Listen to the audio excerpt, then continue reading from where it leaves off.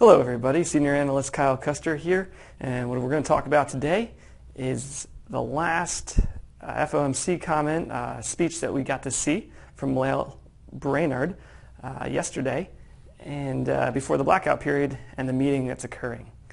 So she broke down the new normal this week, and it was pretty clear that she has a dovish stance on the Fed meeting, and she's a voting member, which is very important. I like to focus on her comments more so than the non-voting members.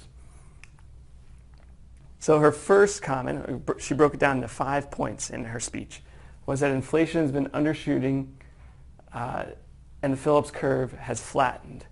So the Phillips curve typically will look like this.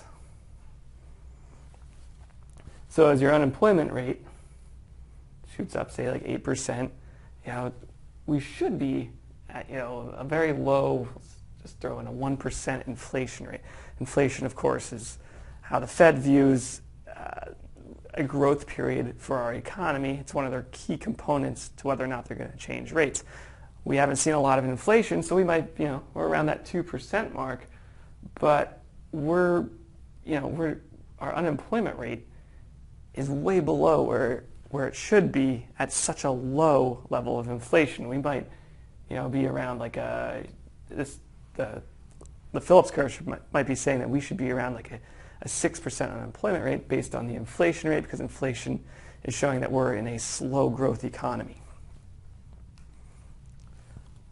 More on the labor market. The labor market slack has been greater than anticipated. She made a lot of points about the labor market in her speech. Most importantly, she says that we might be at a new natural rate of employment. So in the past, what we've thought full employment would be around 5 to 6% in that range, it might be much lower. And this could be a result of a few things she mentioned, like participation rate right now is 1.5% lower than the pre-crisis participation rate. Wage growth is only 2.5%, and this is not much higher than we've seen over the last couple of years after the recession.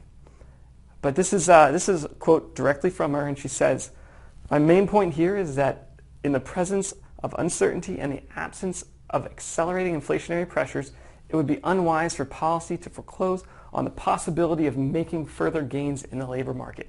So she's saying she thinks the labor growth rates have really reached their point where they're not going to improve much more, and we've flattened out in this labor growth cycle, which of course will tie into our overall economic growth.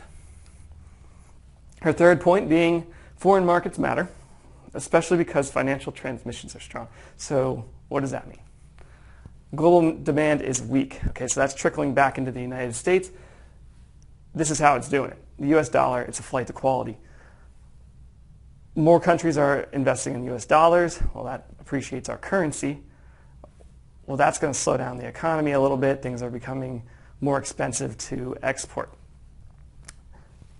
This was the most important point I found, interesting I should say, from her speech, where she says, estimates from the Federal Reserve Board US model suggest that a 20% appreciation in the dollar, which is roughly what we've seen in the last 2 years, is equivalent to a 200 basis point increase in federal fund rates. So she's saying that we basically have already had a 200 basis point increase in federal fund rates because of appreciation of the US dollar.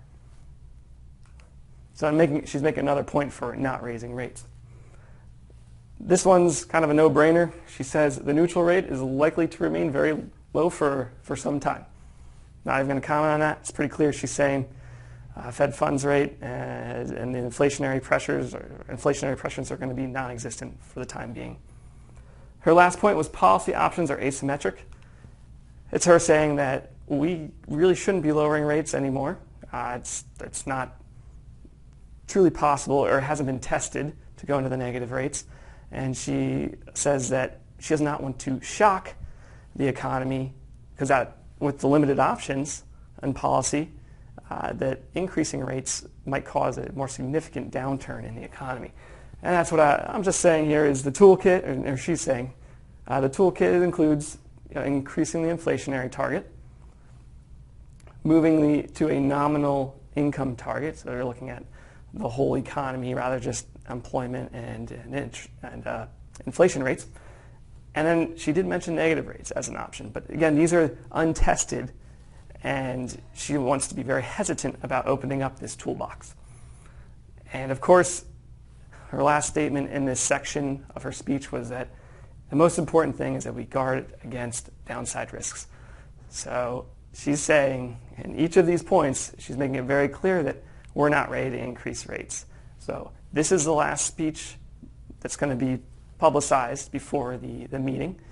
And at least in terms of Brainard, she's saying that her vote is very clear, in my opinion, that she'll be on the dove side and rates will be staying the same at the next meeting. Thank you very much, and I'll see you next week.